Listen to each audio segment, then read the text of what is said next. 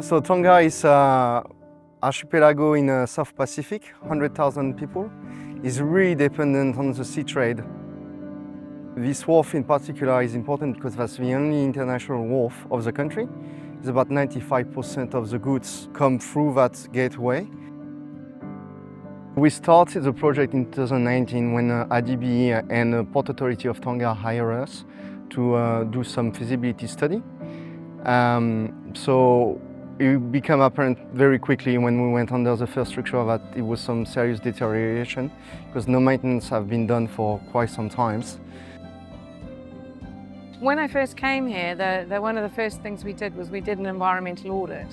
We were looking for issues in terms of health and safety, waste management and all those sorts of things.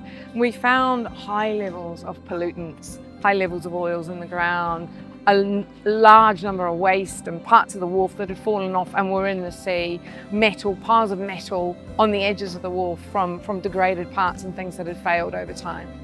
The design focused on extending the existing wharf number 2 by another 45 meters to receive much larger vessels, to rebuild wharf number 1, who was completely damaged and about to collapse, increase the resilience of the site by building a seawall and completely redoing the yard, so that includes the pavement, the services, firefighting system which was inexistent before our intervention, and obviously it gets a much more efficient electrical system because it was quite dangerous before.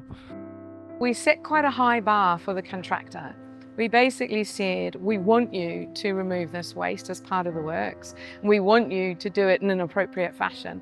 And McConnell Dell, they responded very well to that. They took 14 tons of concrete, recycled concrete from the old port and used it in the rock bags as part of the new port. They exported containers and containers loads of scrap steel off to New Zealand to proper recycling facilities. They used rainwater recycling.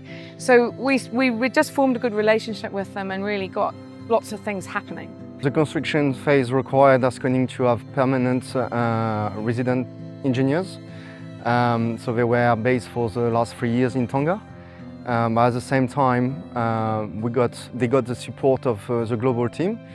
Within Haskoning, our brand promise is enhancing society together. And that's exactly what we did here in Tonga. With a project of this size, we really have to bring all the expertise within the company together.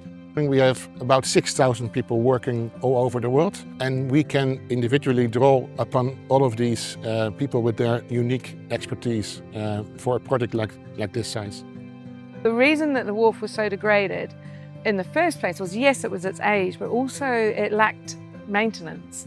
So right throughout the process, we've been training and involving local people in the project and upskilling them so they can continue to maintain it into the future. We also have looked at gender equity as part of the project. We've built toilet blocks that have female and male facilities. We've included escape rooms, panic buttons, places where people can rest, places where people can feel safe. Upgraded the roadway so there's safer access and access for women with children and vulnerable people. This project was my first Pacific project. And I came here early in 2019, pre-COVID, and to see it go from that degraded, dangerous site, with cords trailing through pools of water, to now where it's a beautiful, well-maintained, really looks efficient and effective facility with upskilled people is wonderful. For me, the reflection upon it, we promised something 7 years ago to Port Authority and Moi. And now I'm here standing there and it looks like exactly the picture we promised them. Despite the challenges, despite COVID, tsunami, you name it, we did it together. And for me, that's just amazing.